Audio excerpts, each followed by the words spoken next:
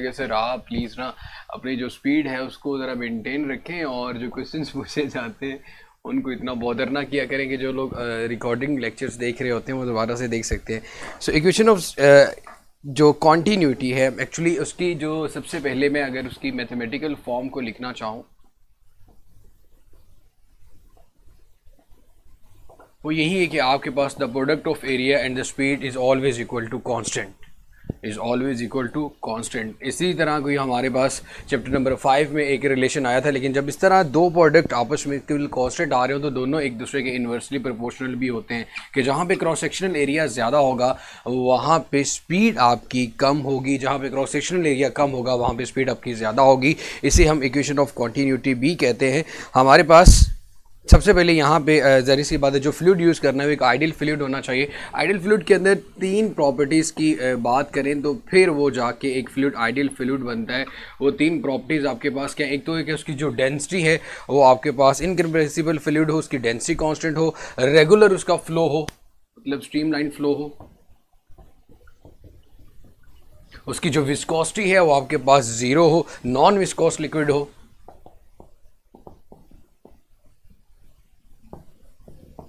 और उसके बाद अगर हम उसकी बात करें तो हमारे पास इनकम्प्रेसिबल फ्लूइड हो मतलब उसकी जो डेंसिटी है वो कांस्टेंट हो। इनकम्प्रेसिबल फ्लूइड मतलब उसकी जो डेंसिटी है वो हमारे पास कांस्टेंट है।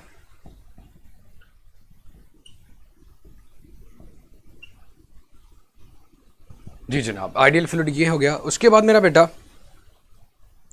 हम लोग यहाँ से ये actually more area less speed या लेस एरिया मोर स्पीड का मतलब क्या है, इसकी सबसे बड़ी मज़ेदार एग्जांपल दी जाती है कि सुबह सवेरे मस्जिद फजर की नमाज़ पढ़ने के लिए जब मस्जिद में जाते होंगे और जैसे आप पाइप को ओपन करते हो तो पानी बड़ी तेज़ी से आपकी तरफ आ रहा होता है। उसकी वजह क्या है, स्पीड वहाँ पर ज़्यादा क्यों होती है? स्पीड इसलिए ज़्यादा होती है कि बहुत से जो टैप हैं वो बंद होते हैं। आपको क्रॉस सेक्शनल एरिया जो होता है मेरा बेटा वो कम मिलता है। लाइक ज़्यादा स्पीड इसलिए आ जाती है कि बहुत कम यूजेज हो रहा होता है पानी का। और इसी तरह जब क्रॉस सेक्शनल एरिया बढ़ जाता है, क्योंकि यहाँ पे क्रॉस सेक्शनल एरिया कम है जो यूज़ में आ रहा है, सिर्फ एक टैप ओपन है बाकी सारे बंद हैं। अगर जुम्मे के दिन अगर आप इसी टैप के नीचे ओपन होंगे तो आपके पास पानी बहुत कम आ रहा था क्योंकि क्रॉस सेक्शनल एरिया बढ़ जाता है, जिसकी वजह से वहाँ पर स्पीड क्या हो जाती है, कम। तो ये चीज़ हमेशा याद रखिएगा कि जहाँ पर आपके पास एरिया कम हो वहाँ पर स्पीड ज़्यादा होती है, जहाँ पर स्पीड ज़्यादा हो वहाँ पर एरिया कम होता है। So when an ideal fluid passes through a pipe of non-uniform cross-sectional area, its speed changes at the area change। अगर एरिया चेंज होगा तो स्पीड भी चेंज होगी, but the flow rate of product of area and product और speed always equal to constant. वो हमेशा आपके पास कांस्टेंट रहेगा, चाहे आपके पास area cross sectional area change होता रहे, ज़ाहिर सी बात है उसके बाद फिर स्पीड भी चेंज होती रहेगी। लेकिन ये चीज़ याद रखिएगा कि आपके पास जो एरिया है वो हमेशा चेंज होने के साथ साथ स्पीड तो चेंज हो रही है, लेकिन एक चीज़ जो कांस्टेंट है वो इन दोनों का जो प्रोडक्ट होगा। ये हमारे पास यहाँ पे एरिया ज़्यादा है लेकिन यहाँ पे स्पीड क्या होगी, कम होगी। एरिया ज़्यादा है, स्पीड क्या होगी, कम। यहाँ पे एरिया कम है लेकिन स्पीड क्या होगी मेरा बेटा, ज़्यादा होगी। अच्छा, इसकी एग्जांपल अगर आप लोगों ने देखी होगी ना कि जैसे कि टंकी से पानी आ रहा होता है तो वहाँ पर क्रॉस सेक्शनल एरिया ज़्यादा होता है। इसी तरह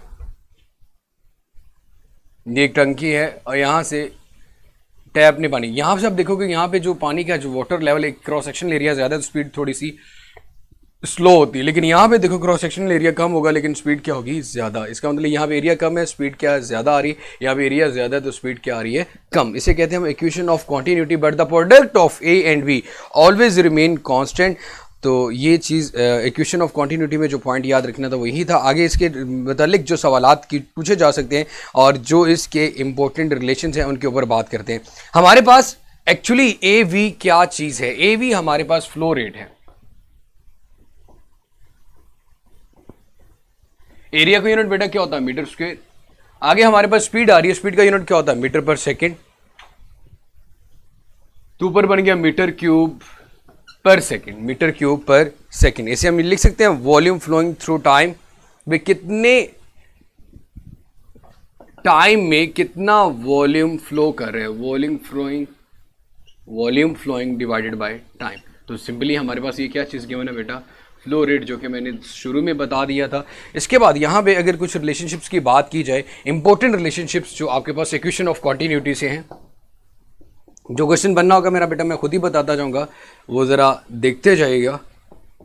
इंपॉर्टेंट रिलेशन वो आपके पास है A1V1 is equal to A2V2। इसको आप कहते हो जी आपके पास एक कांस्टेंट आता है A1V1 is equal to A2V2। लेकिन इसको मैं एक और चीज भी लिख सकता हूं कि अगर मैं लिखना चाहूं V1 over V2, V1 over V2, तो ये A2 के नीचे चला जाएगा A1। इस इक्वेशन को, इस रिलेशन को ऐसे भी लिखा जा सकता है, लेकिन इसको यहाँ पे R2 ओवर R1 भी लिखा जा सकता है। क्यों? बाकी आपके पास मेरा बेटा जो एरिया होता है वो पाई आर स्क्वेयर के इक्वल होता है। वो किसके इक्वल होता है मेरा बेटा? पाई आर स्क्वेयर के। तो होल स्क्वेयर लेके पाई आर स्क्वेयर अगर A2 के लिए लगाऊंगा तो पाई R2 स्क्वेयर, A1 के लिए अगर बात करूंगा तो पाई R1 स्क्वेयर। पाई पाई से कैंसिल हो जाएगा, मीन्स कि A2 को मैं पाई R2 स्क्वेयर के इक्वल भी लिख सकता हूँ और A1 को R1 के स्क्वेयर के इक्वल भी लिख सकता हूं। तो ये रिलेशन इस तरह भी आपके पास आ सकता है। लाइक अगर आपके पास एरिया गिवन हो तो आप उसका रेडियाई की फॉर्म में भी कैलकुलेट कर सकते हो। अब रेशियो अगर आपके पास गिवन हो, सिंपली एरिया की रेशियोज गिवन हो तो स्पीड की रेशियो आप जस्ट इन्वर्स करके ले जा सकते हो। देखिए आपके पास A1 ओवर A2 अगर गिवन हो तो अगर आपने स्पीड की रेशियो लेनी होगी तो V2 ओवर V1, क्योंकि V1 ओवर V2 किसके को ला रहा है बेटा? A2 over A1। अगर आपके पास 2:1 रेशियो एरिया की गिवन है तो फिर 1 और 2 रेशियो किसकी होगी? उसकी स्पीड की। तो ये कुछ इंपॉर्टेंट टिप्स थे कि जैसे अगर आपके पास एरिया की रेशियो गिवन हो A/A1, ये अगर आपके पास गिवन हो बेटा 2:1, तो आप लोगों ने रिलेशनशिप में देखा कि वो आपके पास किसके को लाती है? V1 over V2। अब A1 ओवर A2 है, A1 ओवर A2 है, तो ये किसके को लाएगा बेटा? V2 ओवर V1 के।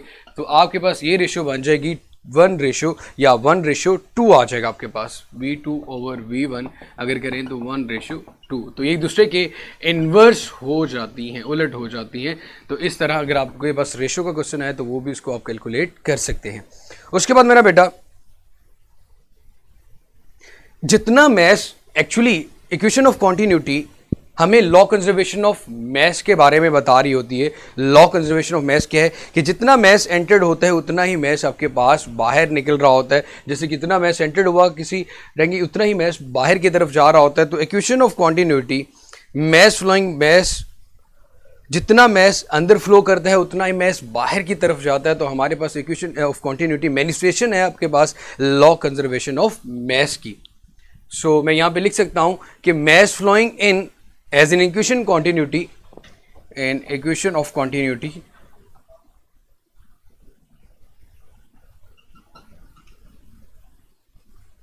मैस फ्लोइंग इन, जितना मैस इसके अंदर एंटर हुआ उतना ही मैस बाहर की तरफ जा रहा है, मैस फ्लो आउट। तो ये हमारे पास मैनिफेस्टेशन है लॉ कंजर्वेशन ऑफ मैस को, ये यहां पे प्रूव कर रही है। जिस तरह आपके पास अगर हम बर्नौलीज इक्वेशन की बात करेंगे तो वो लॉ कंजर्वेशन ऑफ एनर्जी की बात करेगी। तो ए बी का जो हमारे पास यहाँ पे प्रोडक्ट आएगा। उसके बाद मेरा बेटा हम आ जाते हैं बर्नौलीज इक्वेशन के ऊपर। सो बर्नौली इक्वेशन आपके पास क्या है कि जब एक आइडियल फ्लू पास किसी नॉन क्रॉस सेक्शनल एरिया से मूव करता है तो उसके पास जो प्रेशर है या काइनेटिक एनर्जी आती है या आपके पास जो पोटेंशियल एनर्जी में चेंज आता है, इनका अगर सम लिया जाए तो हर एक पॉइंट पे इनका जो सम है आपके पास एक कांस्टेंट वैल्यू देगा। जी मेरा बेटा मैं वो भी करवा देता हूँ। मेरे ख्याल में बुक से ही यार पढ़ा रहा हूँ और कुछ चीज़ें ऐसी होती हैं जो बुक पे स्पेसिफिकली नहीं गिवन। जैसे कि अभी बर्नौलीज इक्वेशन में हमारे पास 3 टाइप्स ऑफ द प्रेशर आएंगे। जो आपके पास P1 है या P2 या P3, आपके पास हाफ रो वी स्क्वेयर या रो जी एच लिखा हुआ है मेरा बेटा। एक्चुअली ये भी आपके पास प्रेशर ही है, लेकिन यहाँ पे हम चेंज इन काइनेटिक या पोटेंशियल एनर्जी की भी बात करते हैं कि हर एक पॉइंट पे आपके पास जो प्रेशर का जो काइनेटिक है या पोटेंशियल एनर्जी, इन सब का जो सम है वो हमारे पास कांस्टेंट रहता है। अब मेरा बेटा बर्नौलीज इक्वेशन की स्टेटमेंट की अगर बात करें तो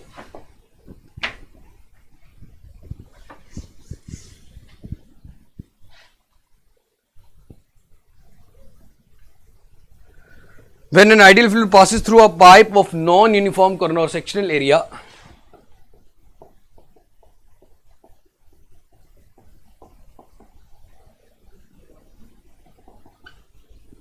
when an ideal fluid passes through a pipe of non-uniform cross-sectional area, then when a fluid passes through a non-uniform cross-sectional area,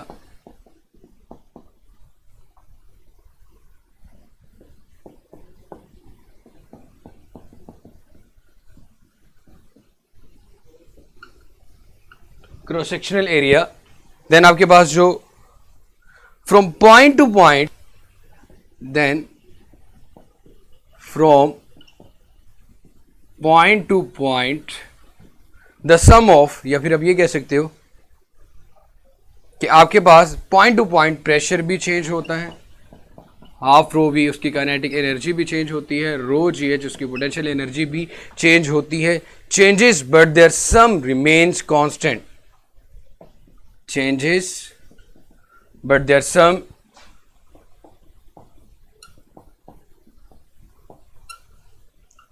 remains constant, but the sum remains constant. अब अगर यहाँ पे लिए बात लिखें, फार्मूला आपके पास P1 अगर लिखा जाए plus 1/2 rho v one square, या rho v one square plus rho g h one, point 2 के ऊपर भी अगर देखा जाए तो half rho v two square plus rho g h two, क्योंकि आपके पास आइडियल फ्लूइड है तो डेंसिटी और आपके पास जो उसकी विस्कोसिटी वो बिल्कुल सेम रहेगी, तो यहाँ पे डेंसिटी की वैल्यू को तो मैं चेंज नहीं कर रहा, लेकिन हर एक पॉइंट के ऊपर प्रेशर और उसकी काइनेटिक एनर्जी और उसकी पोटेंशियल एनर्जी तीनों चेंजेस होते हैं। लेकिन अगर उन तीनों का जो सम लिया जाए हर एक पॉइंट पे, वो सम हमेशा आपके पास बिल्कुल एक कांस्टेंट वैल्यू आएगा। इन जनरल इस इक्वेशन को लिखा जाए तो P plus 1/2 rho v square plus 2 rho g h is always equal to constant, जिसको हम बर्नौलीज इक्वेशन का नाम देते हैं, जो हम एक्चुअली यहाँ पे लॉ कंजर्वेशन ऑफ एनर्जी की बात कर रहे हैं। अब यहाँ पे मेरा बेटा कुछ बातें जो बुक पे नहीं लिखी हुई आपके पास बातें करना चाहूँगा, तो उसको ज़रा ध्यान से सुनिएगा। मैं यहाँ पे 3 प्रेशर की बात करता हूँ। सबसे पहले ये जो आपके पास P सिंपल P गिवन है, इस P को हम नाम देते हैं मेरा बेटा स्टैटिक प्रेशर का, इस P को हम नाम देते हैं स्टैटिक प्रेशर का। जो P आपके पास यहाँ पे इस इक्वेशन में गिवन है,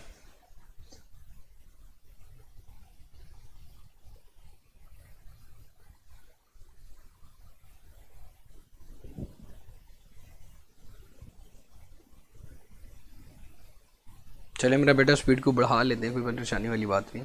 P आपके पास स्टैटिक प्रेशर है, स्टैटिक प्रेशर मतलब side wise pressure on the walls of the pipe, side wise pressure जो आपके पास है ऑन दी, ये आपके बुक पे ये बात नहीं लिखी हुई, इंटरनेशनल बुक्स में लिखी on the walls of the pipe, उसको हम स्टैटिक प्रेशर P का नाम देते हैं, जिसको यहाँ पे ये आ गया आपके पास। उसके बाद मेरा बेटा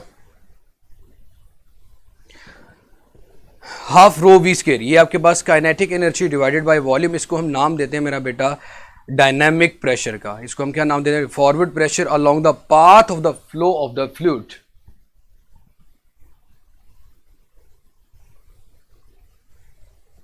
बेटा उसकी डेरिवेशन में हम लोग जब करते हैं तो मैस ऑलवेज रिमेन कांस्टेंट, तो उसकी वैल्यूज को जो कैंसिल आउट हो जाती है, तो यहाँ पे जो फाइनलाइज डेराइव्ड फार्मूला मैंने यहाँ पे लिखा हुआ है, हम यहाँ पे लॉ कंजर्वेशन ऑफ एनर्जी की बात कर रहे हैं।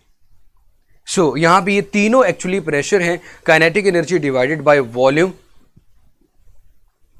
जो आपके पास 1/2 रो वी स्क्वेयर एक्चुअली है जी kinetic energy divided by volume, और ये मेरा बेटा आपके पास होता है डायनामिक प्रेशर।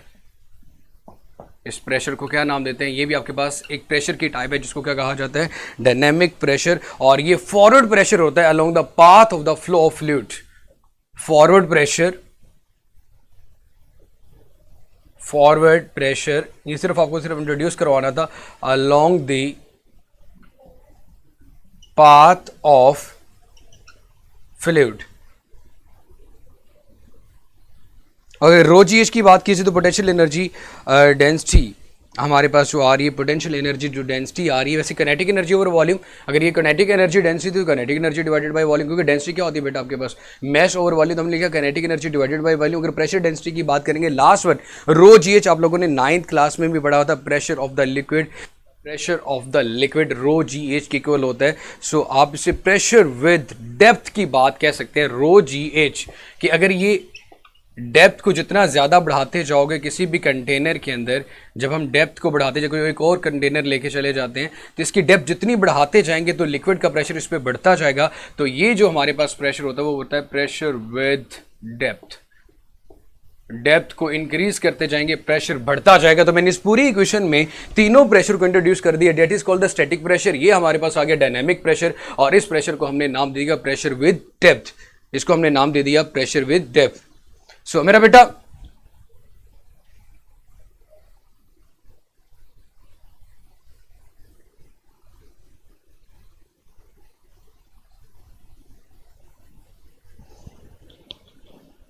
हाँ, देखिए जो हमने जो क्वेश्चन किया बेटा उसका आंसर यही है कि आप लोगों ने इससे पहले जब बर्नौलीज इक्वेशन ऑफ कॉन्टीन्यूटी की बात की तो इक्वेशन ऑफ कॉन्टीन्यूटी में हमने लॉ कंजर्वेशन ऑफ मास को प्रूव किया। अब हमें बात करनी है लॉ कंजर्वेशन ऑफ एनर्जी की। सो अब एक्चुअली इसके इंपॉर्टेंट पॉइंट के ऊपर आ रहा था।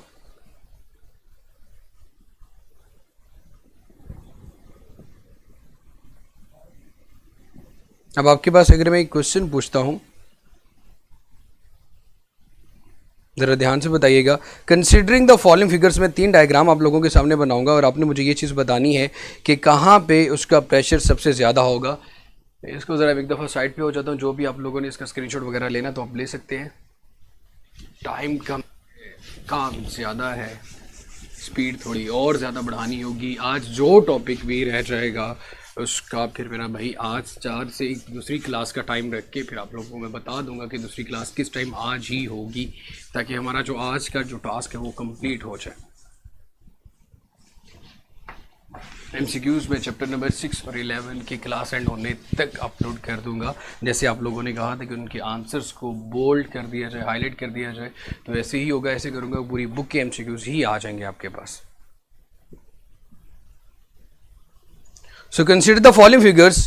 Which container is experience maximum pressure at the base area? मेरे पास एक ये कंटेनर है,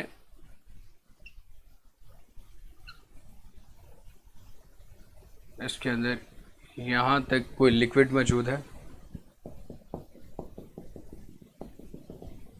दूसरा कंटेनर मेरे पास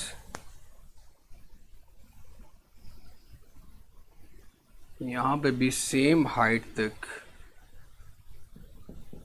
लिक्विड मौजूद है। एक छोटा ऐसा एक और कंटेनर ले लेते हैं।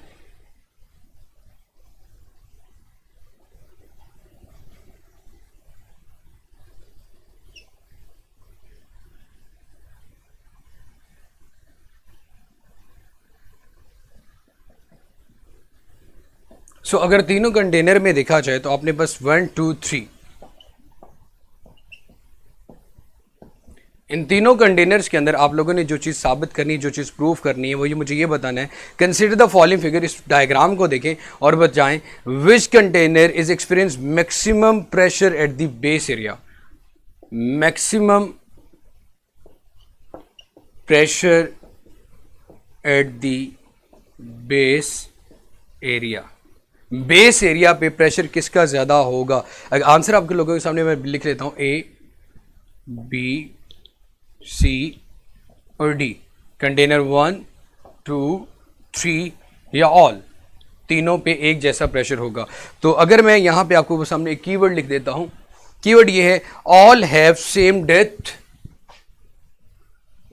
All have same depth. So जब डेप्थ की बात करते हैं तो प्रेशर विद डेप्थ का फॉर्मूला क्या होता है बेटा? रो जी एच।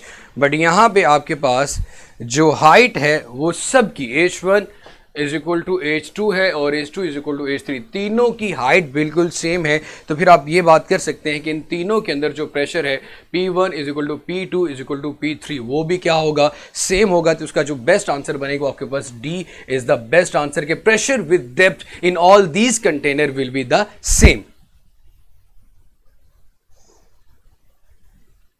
उसके बाद मैं आप लोगों के सामने एक और एमसीक्यूज दो एमसीक्यूज और रखना चाह रहा हूं कि बिल्कुल इसी से रिलेट करते हैं, जो कि आए हुए हैं पेपर में, इसलिए ज़रा उनको उन्हीं एमसीक्यूज को लिख रहा हूं जो बहुत इंपॉर्टेंट है। तो इसको ज़रा मेरा बेटा मैं रेस कर देता हूं। अगर आपको ये चीज़ क्लियर होगी कि डेप्थ बिल्कुल सेम होगी तो भी सेम होगा। प्रेशर विद डेप्थ का जो फार्मूला है उसको मेरा बेटा आप लोगों ने याद रखना है, वो रो जी एच के इक्वल होता है। और डायनामिक प्रेशर की वाली की बात करेंगे तो 1/2 रो वी स्क्वायर होगा। और अगर स्टैटिक प्रेशर की बात करेंगे तो वो आपके पास मेरा बेटा आपके पास जो वॉल्स ऑफ द कंटेनर के ऊपर प्रेशर एक्सर्ट किया जा रहा होता है दीवारों के ऊपर, उस प्रेशर को हम स्टैटिक प्रेशर का नाम देते हैं। तो मैं आपके पास हमने ये लिखना हूँ, which of the following terms can be called pressure. अब जिन बच्चों ने सिर्फ बर्नौली द इक्वेशन बुक से पढ़ी होती है वो हमेशा इसका आंसर क्या लिखते हैं वो भी बताते हैं। Which one of the following term, इनमें से कौन सी ऐसी टर्म है जिसको हम कह सकते हैं कैन बी कॉल्ड प्रेशर, उसको हम प्रेशर कह सकते हैं। Which one of the following term can be called pressure? A, B, सी और डी। कुछ ऑप्शन लिखता हूं मेरा बेटा आप लोगों के सामने में। फर्स्ट टर्म है आपके पास पी, दूसरी टर्म है आपके पास रो वी 1/2 रो वी स्क्वेयर, फिर आ गया आपके पास रो जी एच, और डी आपके पास आ गया ऑल। तो कौन सा आंसर बना मेरा बेटा आपके सामने? बड़े अच्छे से आप लोगों ने पढ़ लिया कि इसको हम स्टैटिक प्रेशर कहते हैं, ये हमारे पास डायनामिक प्रेशर होता है, और रो जी एच हमारे पास कौन सा होता है? Pressure with depth. तो इसका जो करेक्ट या बेस्ट आंसर बनेगा फिर वो डेल्टा होगा। All are the pressures, all are the pressure, ये सारे ही प्रेशर को इंडिकेट कर रहे हैं या फिर आपके पास डिनोट कर रहे हैं या जाहिर कर रहे हैं। उसके बाद मेरा बेटा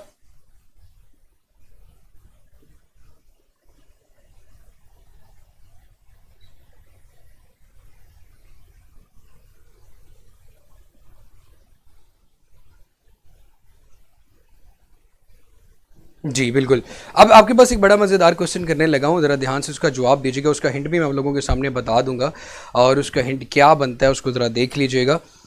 उसका हिंट ये है कि अगर आपके पास एक हॉरिजॉन्टल पाइप हो, फॉर अ हॉरिजॉन्टल पाइप, ये क्वेश्चन बार बार पूछा गया है, for a horizontal pipe, for horizontal pipe the equation can be written, Bernoulli's equation can be written as, Bernoulli's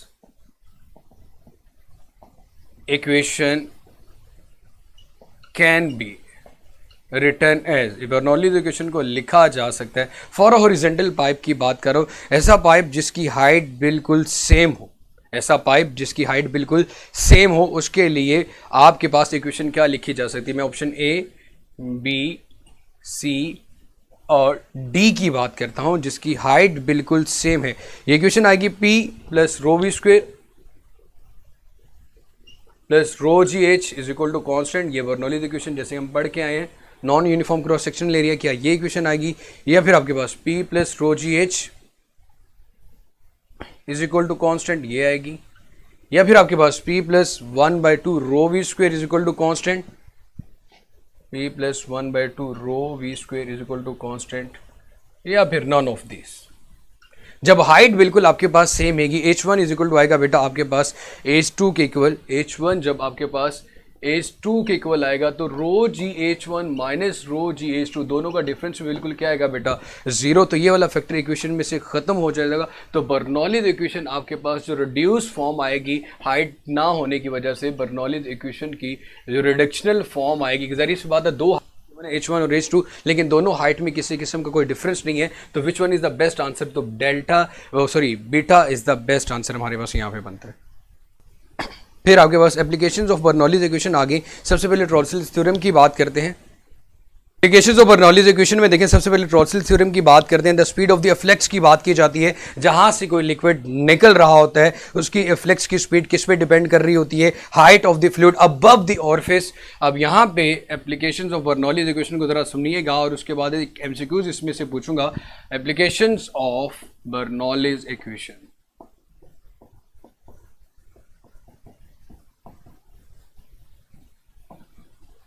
सबसे पहले मेरा बेटा हमारे पास आ चुका है टॉर्सल्स थ्योरम।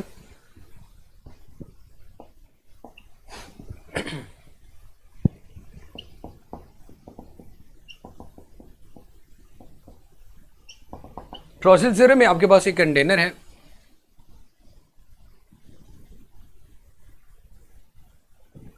इसके अंदर लिक्विड मौजूद है। यहां से इस लिक्विड ने बाहर की तरफ जाना है, स्पीड को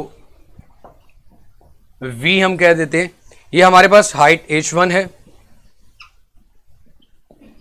ये हमारे पास हाइट h2 है।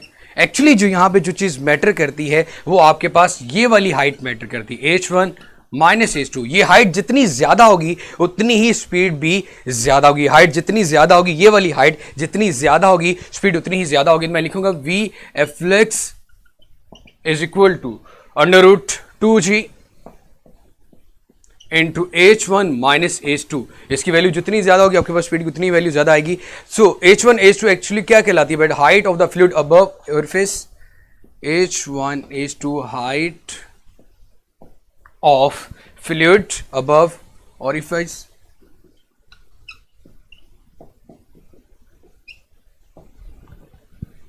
सो वॉल्यूम हमारे पास जो स्पीड ऑफ द फ्लक्स है, यहां पे देखो किसी भी जगह पे डेंसिटी पे डिपेंड नहीं कर रही, हमारे पास यहां पे speed of the flux does not depends upon the density. ये सिर्फ और सिर्फ किस पे डिपेंड कर रही है, height of the fluid above the orifice. हमारे पास ये चीज speed of the flux depend कर रही है, डेंसिटी पे डिपेंड नहीं करती, डेंसिटी पे डिपेंड नहीं करती। इस चीज का जरा ख्याल रखिएगा, flux does not depends upon density. अब आप लोगों से एक क्वेश्चन पूछता हूं, जरा ध्यान कर लीजिएगा इधर।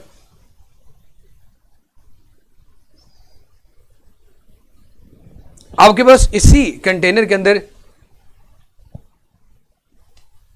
डोंट वरी मेरा बेटा, इसीलिए तो स्पीडें बढ़ा रहा हूं, सिलेबस को ही कवरेज करने के चक्करों में लगे हुए हैं मेरी जान, ताकि टाइमली हो जाए। 0 1 2 3, 1 2 3, 3 होल है भाई। इन तीनों होल्स में से आपके पास, मैं ये कह रहा हूं, speed of flux, speed of A flux सबसे ज्यादा किस होल के लिए होगी, होल 1, होल 2, होल 3। तो जहरी सी बात है, यहां पे H1 H2 की वैल्यू सबसे ज्यादा होगी, ये हाइट सबसे ज्यादा होगी। तो आपके पास जो करेक्ट आंसर देखेगा तो वो आपके पास मेरा बेटा क्या बनेगा, 3। होल नंबर 3 से हमारे पास स्पीड ऑफ ए फ्लक्स सबसे मैक्सिमम होगी। ओके, कुछ इंपॉर्टेंट पॉइंट्स है आपके पास ब्लड प्रेशर के बारे में, जरा उसको सुन ले, फिर उसके बाद चैप्टर नंबर 11 पे आते हैं। जी मेरा बेटा, ईद की छुट्टियां, मेरे ख्याल में हमारी तो यही कोशिश है कि आप लोगों की जो क्लासेस है वो टिल संडे, मतलब संडे तो पॉसिबल तो नहीं, खैर उस दिन तो ईद होगी, सैटरडे तक आप लोगों की जो क्लासेस हैं ए कैट वालों की वो चलेंगी। कोशिश तो यही है ताकि आपके जो सिलेबस का मसला है उसको थोड़ा सा कंपनसेट किया जाए और उसके अकॉर्डिंग चला जाए। हाँ मेरा बेटा, जिन लोगों को ज़रा कोई वीडियो क्वालिटी में कोई इशू आता है, वीडियो क्वालिटी को चेंज करके देखा करें या स्क्रीन को फुल कर लिया करें, ताकि आप लोगों के लिए ज़रा मसला ना हो। क्योंकि बहुत से कमेंट्स मुझे हमेशा वो फीडबैक में ही आ रहे होते हैं कि सर आप रियल क्लास में नहीं होते, वर्चुअल क्लास में होते हैं, कैमरे में थोड़ा सा बड़ा नज़र नहीं आता, छोटा नज़र आता है। तो ये ज़रा देख लेंगे, जिससे लिक्विड मेरा बेटा बाहर की तरफ आ रहा होता है, उसे स्पीड ऑफ फ्लक्स कहते हैं। ब्लड प्रेशर की अगर बात करें तो ब्लड प्रेशर में सबसे पहले दो स्फेनोमीटर और स्टेथोस्कोप की बात की जाती है। स्टेथोस्कोप तो सबको ही पता होता है कि यार जिसके साथ वो डिटेक्शन कर रहे होते हैं, हार्ट बीट भी कैलकुलेट करते हैं आपकी। मैनोमीटर, इसका नाम मुझे प्रोनाउंस करना अच्छा खासा अजीब सा लगता है। खैर, सबसे पहले यहाँ से जो चीज़ मैं बताना चाह रहा हूँ कि आपके पास स्टेथोस्कोप यहाँ पे सिर्फ प्रेशर मेजर नहीं करता बल्कि सेंस करता है, सेंसेस द प्रेशर। और ये जो मैनोमीटर आपके पास होता है ये एक्चुअली प्रेशर को मेजर करता है, ये एक्चुअली प्रेशर को मेजर करता है। और रही बात डेंसिटी की, आपके पास डेंसिटी ऑफ द ब्लड और डेंसिटी ऑफ द वाटर, मैं अगेन यही बात बताता हूँ। जज़ाकल्लाह मेरा बेटा। ब्लड की अगर बात करें तो ब्लड में अगर मैं यहाँ पे अगेन बात करूँ, ब्लड और वाटर की जो डेंसिटी है मेरे बेटा वो अप्रोक्सीमेट बिल्कुल सेम होती है। लेकिन अगर मैं विस्कोसिटी की बात कर रहा हूँ, अगर मैं सिर्फ और सिर्फ विस्कोसिटी की बात करूँ, so viscosity is 3 to 5 times of water. आप में से ऐसे लोग हैं जो कहते हैं कि सर आपका मेथड्स बहुत अच्छा है, फिर एक दो कमेंट्स ऐसे आते हैं सर आपकी स्पीड बहुत स्लो है, कैसे होगा, मुश्किल हो रही है। तो फिर वो चीज़ मेरा जो, जी मेरा बेटा उस पर भी बात करता हूँ, ज़रा रुक जाए।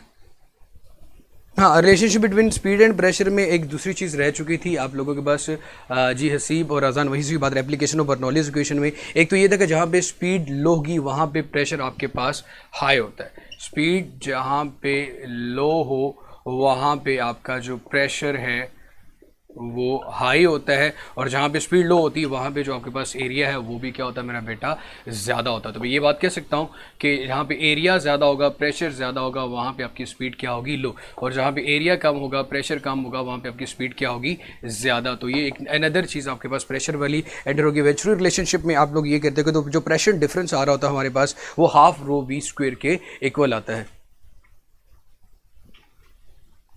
वेंचुरी बोलते हो, वेंटोरी पढ़ते हो, जो भी आप पे डिपेंड करते हैं। आप मेरे को लिख रहे हो तो मुझे क्या पता आप लिखते हुए क्या प्रोनाउंस कर रहे हो। सो बात ये करने लगा था कि आपके पास viscosity is 3 to 5 times of water होती है because of addition of red blood cells. जिसकी कंसंट्रेशन बुक के अकॉर्डिंग तो कितनी होती है मेरा बेटा, 50% होती है। बुक ने ये चीज़ लिखी है तो माननी तो पड़ेगी। खैर अगेन वही बात कि आपके पास स्टेथोस्कोप को सेंस ऑफ प्रेशर मेजरमेंट,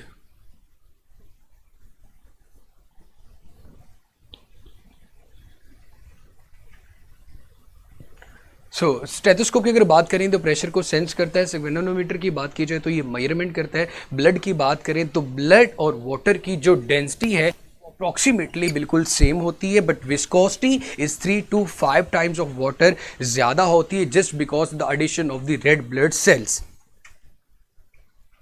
उसके बाद मेरा बेटा हम बात करें अगर नॉर्मल ह्यूमन बॉडी की, तो नॉर्मल ह्यूमन बॉडी में लो और हाई वैल्यू की बात की जाए तो सबको ही पता है यार, अब ये मसला घर घर का हो चुका है ब्लड प्रेशर का। सो नॉर्मल ह्यूमन में लो और हाई ब्लड प्रेशर की जो वैल्यूज़ हैं वो क्या होती हैं। एक तो मेरा बेटा हम लेते हैं लो की, अगर देखें तो 80 टॉर होती है, जबकि 80 टॉर मतलब 75 से भी ले लेते हैं, या 120 आपके पास हाईएस्ट होती है। 80 टॉर लोएस्ट होनी चाहिए मिनिमम, इससे कम ना हो, और 120 जो आपके पास है वो मैक्सिमम नॉर्मल। इससे बढ़ेगा तो ब्लड प्रेशर हाई हो जाएगा, इससे कम होगा तो ब्लड प्रेशर आपका लो हो जाएगा। So it is 80 torr more than atmospheric pressure, it is 120 more than atmospheric pressure. हालांकि जो एटमॉस्फेरिक प्रेशर होता है आपके पास वो 760 होता है, लेकिन जब ह्यूमन बॉडी की बात की जाए तो blood pressure plus atmospheric pressure की बात की जाती है। हमारे पास एटमॉस्फेरिक प्रेशर 760 टॉर होता है, लेकिन ये बात की जाती है कि ये हमारे ह्यूमन बॉडी का प्रेशर ये हमेशा ज़्यादा होता है एटमॉस्फेरिक प्रेशर से। अगर ज़्यादा ना होते तो हमारी जो वेन्स हैं वो आपस में कोलैप्स कर जाती है। ऐसे ज़्यादा क्योंकि इन दोनों को हमेशा ऐड किया जाता है, 760 + 80 और यहाँ पे 760 + 120 टॉर। सो ये एक छोटी सी इंफॉर्मेशन थी।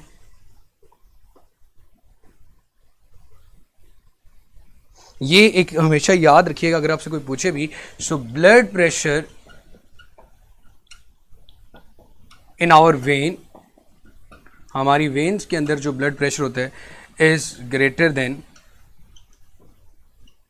Atmospheric pressure. Blood pressure in our vein is greater than atmospheric pressure. Blood pressure in our vein is greater than atmospheric pressure.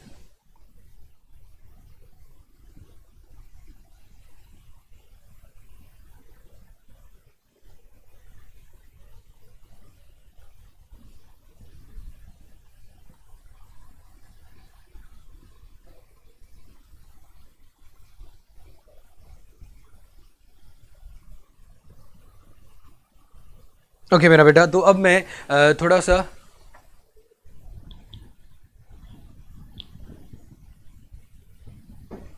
Where the speed is high the pressure will be low, और जहाँ पे area ज़्यादा हो वहाँ पे speed कम होती है। तो ज़ाहिर सी बात, जहाँ पे स्पीड कम होगी वहाँ पे प्रेशर क्या होगा, ज़्यादा, वहाँ पे एरिया भी ज़्यादा होगा। सो यहाँ पे हाँ ये चीज़ हम यहाँ पे जिस प्रेशर की बात कर रहे होते हैं वो मेरा बेटा स्टैटिक प्रेशर होता है। वो हमारे पास स्टैटिक प्रेशर होता है, स्टैटिक प्रेशर की बात करते हैं, और स्टैटिक प्रेशर की वैल्यू हमेशा ज़्यादा होती है।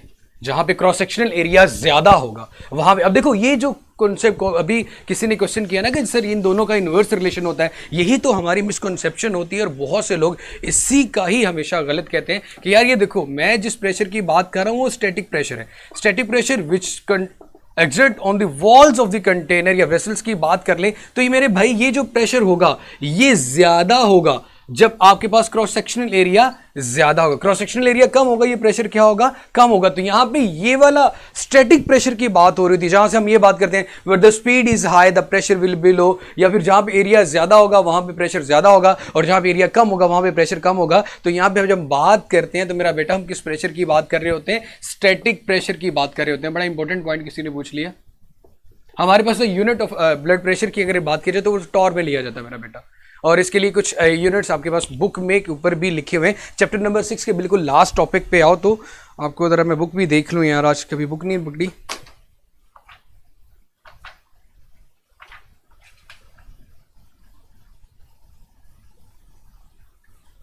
जी 1 टॉर इज इक्वल टू होता है हमारे पास, देखो न्यूटन पर मीटर स्क्वायर हम ब्लड प्रेशर का यूनिट लेते हैं, फोर्स पर यूनिट एरिया। तो ये 1 टॉर एक्चुअली इक्वल होता है 133.3 न्यूटन पर मीटर स्क्वायर। पेज नंबर 137 आपकी बुक है मेरा बेटा।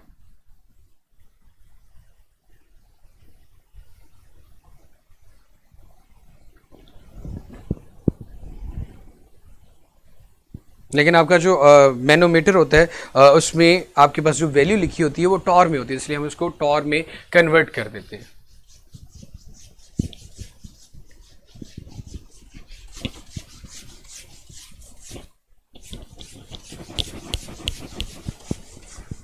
चलिए जी, 6 चैप्टर हमारे अल्हम्दुलिल्लाह से हो चुके हैं और आप लोगों को ये चीज़ क्लियर हो जानी चाहिए मेरी जान। अगर आप इंजीनियरिंग कर रहे हैं तो यहाँ पे स्पीड का इशू या कॉन्सेप्ट का इशू होता है, वो थोड़ा सा जोर फिज़िक्स में ही लगाना पड़ता है। तो इस चीज़ को मेरा बेटा ज़रा दिल में लेकर रखिएगा कि इसमें हमें ज़्यादा मेहनत करनी पड़ेगी। सो यहाँ पे हम बात करते हैं which one of the following. अब मैं चैप्टर नंबर 11 के कुछ पॉइंट्स की बात करने लगा हूँ। Which one of the following is not a postulate of kinetic molecular theory. Which one of the following is not a postulate? Which one of the following, chapter number 11 की मेरा बेटा बात करने लगे। वहां पे जो 2-3-4 पेजेस के ऊपर जो चीज़ आ जाती थी उसको हम छोटे से हमारे के पास डेरिवेशन एक छोटे से पेज के ऊपर करते। Which one of the following is not postulate of kinetic molecular theory. उसके लिए मैं शॉर्ट फॉर्म लिख देता हूँ KMT ABCD। एक्चुअली मैं इस ABCD में समराइज करके आप सारे पोस्टुलेट्स ही बताना चाह रहा था। चलो जी, नाते व्हाट्सएप हो रही है माशाल्लाह। Collision of gas molecules is are perfectly inelastic.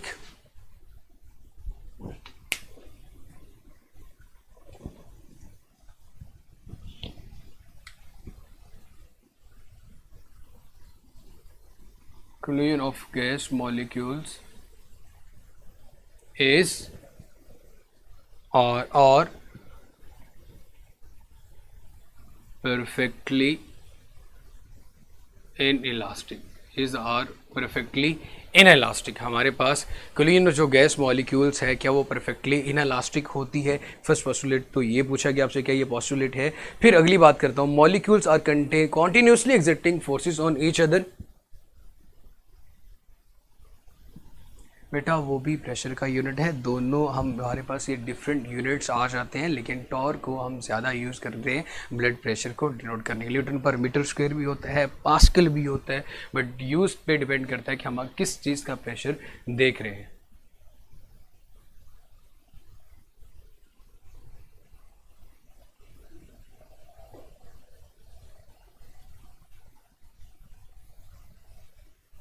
Collision of gas molecules is or are perfectly inelastic.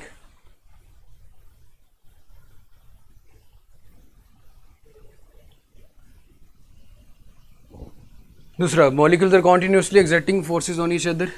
Molecules of gases exerting continuously force on each other. मेरे याद रखना, काइनेटिक मॉलिक्यूलर थ्योरी में हम मोनोटॉमिक की बात करते हैं तो मोनोटॉमिक में कोई इंटरैक्टिव फोर्सेस नहीं होती। तो फर्स्ट ऑफ ऑल की बात की जाए तो हमारे पास परफेक्टली इलास्टिक होता है, क्योंकि आपके पास वो आ जाता है मोनोटॉमिक, उसमें इलास्टिक कोलिजन होती है। दूसरा ये चीज़ हमारे पास यहाँ पे इंटरैक्टिव फोर्सेस नहीं होती, एक दूसरे के ऊपर फोर्स नहीं लगा रहे होते थे, तो सेकंड पोस्टुलेट भी इसका नहीं हो सकता। थर्ड की अगर बात करें, a finite volume of gas, a finite volume of gas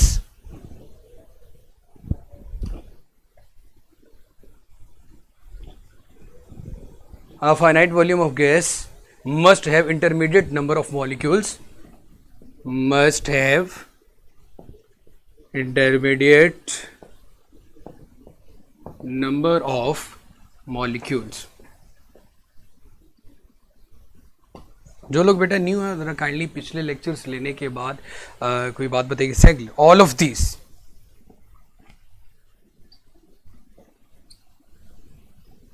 बेटा number finite number must have intermediate number of molecules, तो नहीं, इसमें इनफाइनाइट आएगा। तो मेरे ख्याल में इन सब का जो बेस्ट आंसर बनता है वो ऑल ऑफ दीज है। ये भी इसका पोस्टुलेट नहीं है, ये भी इसका पोस्टुलेट नहीं है, इन सारे पोस्टुलेट्स को उसने उलट लिख दिया है।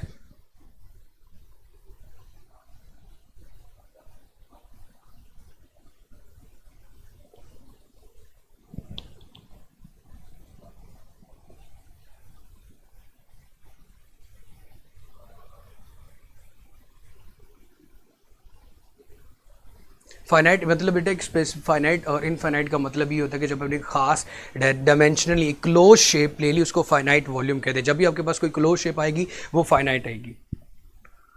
हाँ मेरा बेटा, प्रेशर ऑफ अ गैस के लिए आप लोगों ने हमेशा एक इक्वेशन पढ़ी है जिसको लंबी चौड़ी 3-4 इक्वेशंस बन जाती थी 3-4 पेजेस के ऊपर, और इसका जो डिटेल्ड एक लिंक होगा डेरिवेशन का, अगर आप चाहते हो तो इसको मैं इंशाल्लाह लेक्चर के बाद अपलोड कर दूंगा, क्योंकि मैंने फर्स्ट ईयर में इसके ऊपर पूरे 2 दिन लगाए थे और 2 दिन लगाने के बाद इसकी जो डेरिवेशन थी वो कराई थी। हुई भी थी लॉकडाउन के अंदर और स्लाइड्स के ऊपर होगा 2/3 n/v इंटू 1/2 mv स्क्वेयर आ जाता है हमारे पास।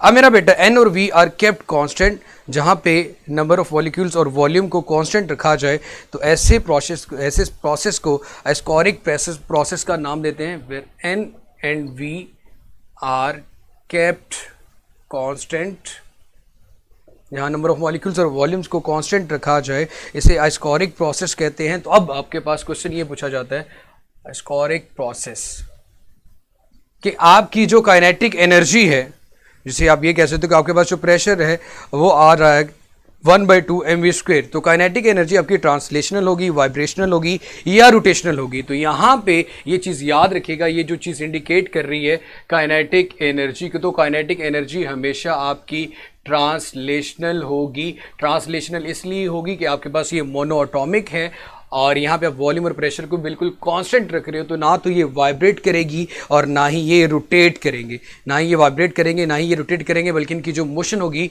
वो ट्रांसलेशनल मोशन होगी।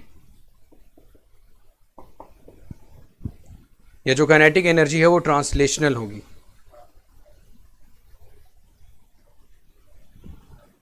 तो मैं यहां लिख सकता हूं जो आपके पास प्रेशर आ रहा है और डायरेक्टली प्रोपोर्शनल आ रहा है काइनेटिक एनर्जी जो कि हमारे पास ट्रांसलेशनल है। अब काइनेटिक एनर्जी जो ट्रांसलेशनल है, इससे रेलिवेंट कुछ क्वेश्चंस की बात करूंगा।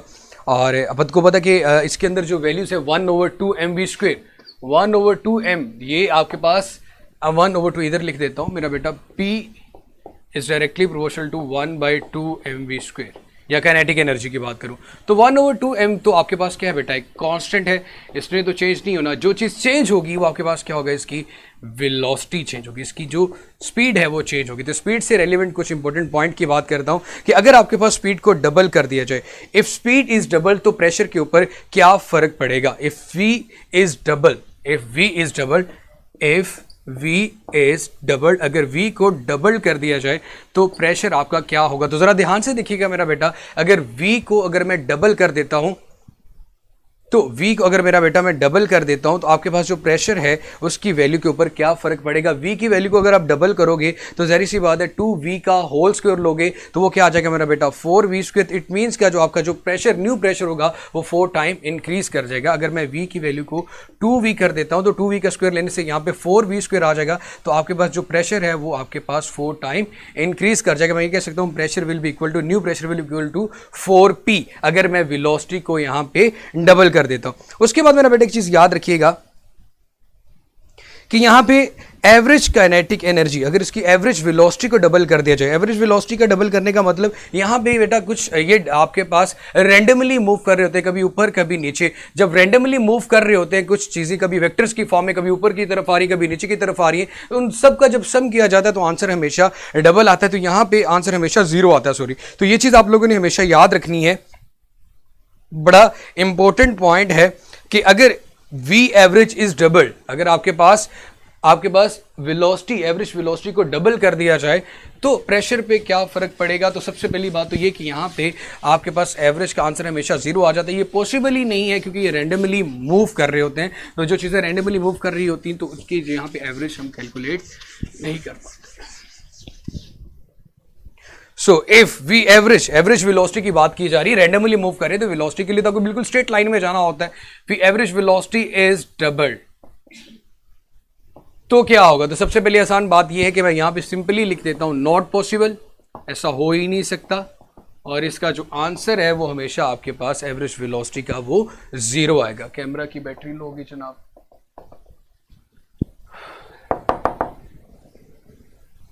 होगी चेंज जी मेरा बेटा। तो अब हम बात करते हैं कि अगर आपके पास एवरेज काइनेटिक एनर्जी तो उसका आंसर हमेशा 0 आएगा। अगर मैं ये बात करूं, इफ मीन स्क्वायर स्पीड और velocity is double, if mean square speed, या इसको हम वेलोसिटी का नाम देते हैं, अगर इसको डबल कर दिया जाए इज डबल्ड।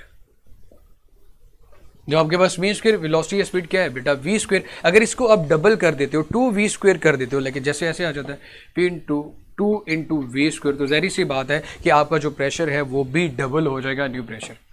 आप मीन स्क्वायर, ये जो वैल्यूज जो ब्रैकेट सब किसको डिनोट कर रही है, मीन स्क्वायर की। अगर आपको मीन स्क्वायर को मेरा बेटा अगर आप डबल कर देते हो तो आपके पास जो न्यू प्रेशर होगा वो भी क्या कर जाएगा, डबल कर जाएगा। इंपॉर्टेंट पॉइंट्स है जो आप लोगों ने यहाँ पे याद रखना है। उसके बाद interpretation of temperature and gases law आ जाती है। बॉयल्स लॉ और चार्ल्स की बात करते हैं कि जब आप टेम्परेचर को कांस्टेंट रखते हो तो PV इक्वल टू कांस्टेंट आपके पास आता है, जिसे हम बात नाम देते हैं आइसोथर्मल प्रोसेस की। आइसो का मतलब होता है बेटा आपके पास टेम्परेचर, और जबकि थर्म का मतलब, आइसो का मतलब होता है बेटा सेम, और थर्मल का मतलब होता है हीट। जब आप टेम्परेचर या हीट को कांस्टेंट रखते हो तो आपके पास उस प्रोसेस को नाम दिया जाता है आइसोथर्मल प्रोसेस का। और आइसोथर्मल प्रोसेस हमें जिस लॉ की इंटरप्रिटेशन देता है यहाँ से, वो बॉयल्स लॉ, उसकी डेरिवेशन ज़रा देख लीजिएगा। Interpretation of temperature and gases law, interpretation of temperature and gases law. Interpretation of temperature and gases law की अगर बात की जाए तो आपके पास जो टेम्परेचर है वो डायरेक्टली प्रोपोर्शनल आ रहा है काइनेटिक एनर्जी ट्रांसलेशनल के। पहले की बात करें तो temperature is directly proportional to kinetic energy translational होती है, ये बात हम लोगों ने पढ़ ली क्योंकि मोनो एटॉमिक है। सबसे पहले दूसरा हमने बात करनी है मेरा बेटा बॉयल्स लॉ की। तो अब सबसे पहले तो ये चीज़ देखते हैं फर्स्ट को, कि अगर आपके पास P इज इक्वल टू क्या होता है बेटा, 2/3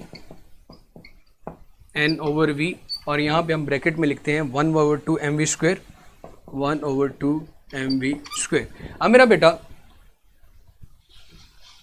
इफ टेम्परेचर इज कांस्टेंट तो आपके पास इफ T इज कांस्टेंट, अगर टेम्परेचर को कांस्टेंट रखा जाएगा तो आपके पास ये जो वैल्यू आ रही है 1/2 mv², काइनेटिक एनर्जी, वो भी आपके पास बेटा क्या आएगी फिर कांस्टेंट। सो अगर टेम्परेचर को कांस्टेंट रखेंगे तो ये वाला फैक्टर भी आपके पास क्या आएगा, कांस्टेंट आएगा। जब जहरी सी बात है मॉलिक्यूल्स मूव ही नहीं करेंगे तो काइनेटिक एनर्जी भी नहीं होगी, तो आपके पास फिर क्या आएगा मेरा बेटा, यहाँ से V इधर आके क्या हो जाएगा बेटा मल्टीप्लाई, तो PV की जो वैल्यू है वो कांस्टेंट आएगी। जो PV जब product of pressure and volume हमारे पास कांस्टेंट आता है, या फिर हम ये कह सकते हैं कि pressure is inversely proportional to volume, और इस स्टेटमेंट को फिर नाम दिया जाता है बेटा आपके पास, ये किसको डिनोट कर रहा होता है आपके पास बॉयल्स लॉ को। और बॉयल्स लॉ ये आपके पास इस प्रोसेस को फिर क्या कहते हैं, आइसोथर्मल प्रोसेस।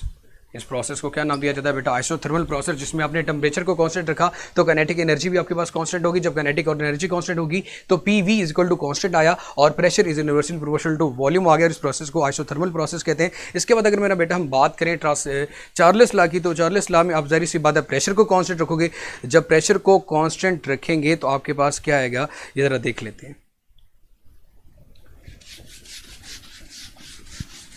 टेम्परेचर को कांस्टेंट रखा तो बॉयल्स लॉ आ गया, और प्रेशर को कांस्टेंट रखेंगे तो आपके पास इस प्रोसेस को क्या कहेंगे। आपके पास चार्ल्स लॉ में मेरा बेटा तेरा ध्यान से देखिएगा, अगर आपके पास P इज इक्वल होता है 2/3 N/V, 1/2 mv², ये आपके पास काइनेटिक एनर्जी आ जाती है। और हम यहाँ पे ये चीज़ देखते हैं कि अगर आपने प्रेशर को कांस्टेंट रखना है, if P is constant then, क्योंकि हमारे पास अगर V कैलकुलेट करना है, ज़ाहिर सी बात है N/V, P को कांस्टेंट रखना है तो ज़ाहिर सी बात है यहाँ पे क्या आ जाएगा वॉल्यूम, P की जगह पे V और V की जगह पे क्या आ जाएगा मेरा बेटा P, तो ये बनेगा 2/3 N/P इंटू 1/2 mv², जिसको हमने मॉडिफाई कर दिया, P की जगह V और V की जगह P के लेके आए, और अब हमने इसको कांस्टेंट कंसीडर करना है। जब इसको आप कांस्टेंट कंसीडर करेंगे तो आपके पास ये सारी चीज़ें सारी कांस्टेंट हो जाएंगी, तो वॉल्यूम डायरेक्टली प्रोपोर्शनल किसके आ रहा है, काइनेटिक एनर्जी के, और वॉल्यूम डायरेक्टली प्रोपोर्शनल हमारे पास काइनेटिक एनर्जी जो कि ट्रांसलेशनल है उसके इक्वल आ जाएगा ना। ये सारा फैक्टर आपके पास मेरा बेटा क्या हो गया, कांस्टेंट, क्योंकि आपने जब प्रेशर को भी कांस्टेंट रख दिया, तो प्रेशर को जब कांस्टेंट रखा, ये कांस्टेंट 2 भी कांस्टेंट था, 3 भी कांस्टेंट था, N भी कांस्टेंट था, तो P की जगह पे मैं V की जगह पे P लिखेगा तो P भी कांस्टेंट है। जब प्रेशर को कांस्टेंट रखूंगा तो रिलेशन ये बच रहा है कि आपके पास जो वॉल्यूम है वो काइनेटिक एनर्जी ट्रांसलेशनल के इक्वल आ रहा है, और काइनेटिक एनर्जी जो ट्रांसलेशनल है वो डायरेक्टली प्रोपोर्शनल आती है टेम्परेचर के। तो ये हमारे पास आ गया मेरा बेटा चार्ल्स लॉ, कि जब आपने किसको कांस्टेंट रखा मेरा बेटा आपके पास प्रेशर को, तो आपके पास क्या रिलेशनशिप बना कि volume directly proportional to kinetic energy और kinetic energy directly proportional to temperature आ गई। उसके बाद हम बेटा अगर बात छोटी सी बात करते हैं इंटरनल एनर्जी की बात करते हैं तो इंटरनल एनर्जी का मतलब क्या होता है कि बॉडी के अंदर all types of kinetic energy and all types of the potential energy is called the, आपके पास इंटरनल एनर्जीज कहलाती हैं।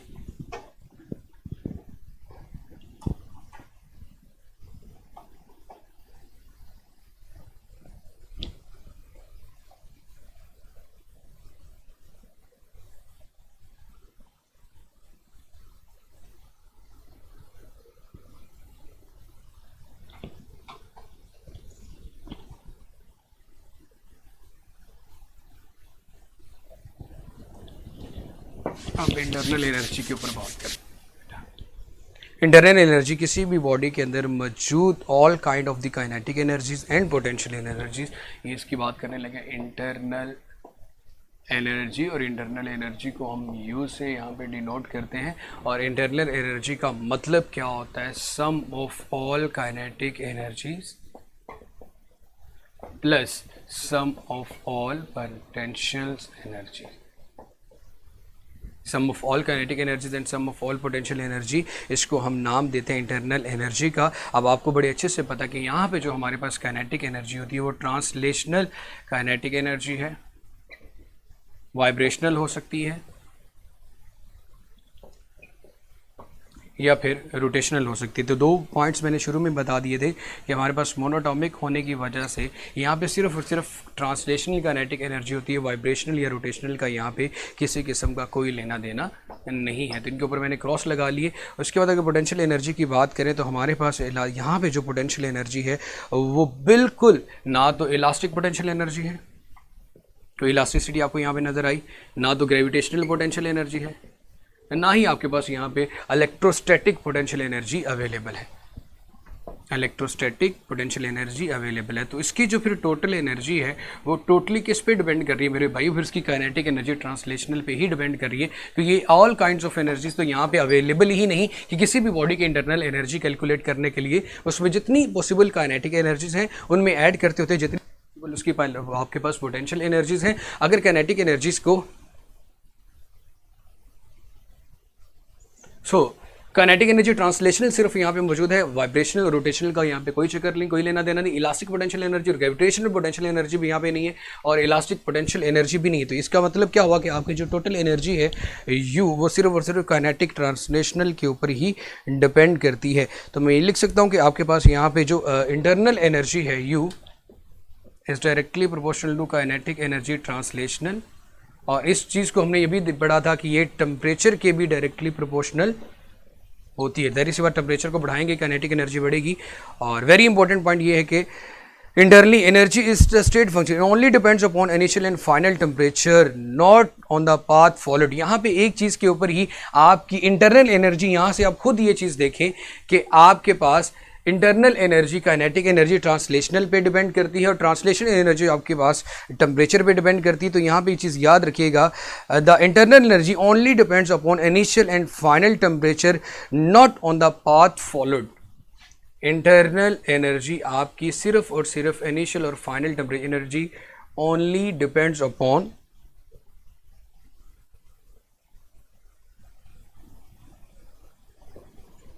इनिशियल एंड फाइनल टेम्परेचर, किसी पाथ पे डिपेंड नहीं करती।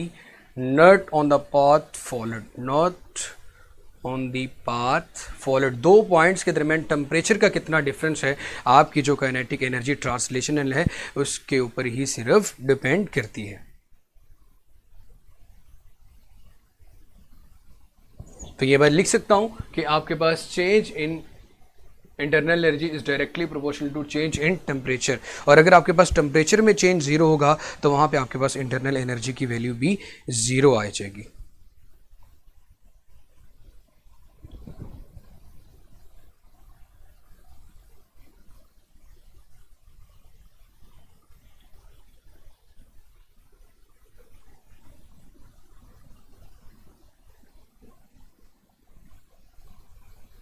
ओके मेरा बेटा, इसके बाद हमारा जो कुछ क्वेश्चंस आ जाते हैं वो वर्क और एनर्जी के बारे में। तभी फिलहाल आप लोगों को कल भी टेस्ट नहीं आया उसका चैप्टर नंबर 6 के मैंने 20 MCQs ऐड कर दिए हैं, कल वाले भी और आज वाले भी।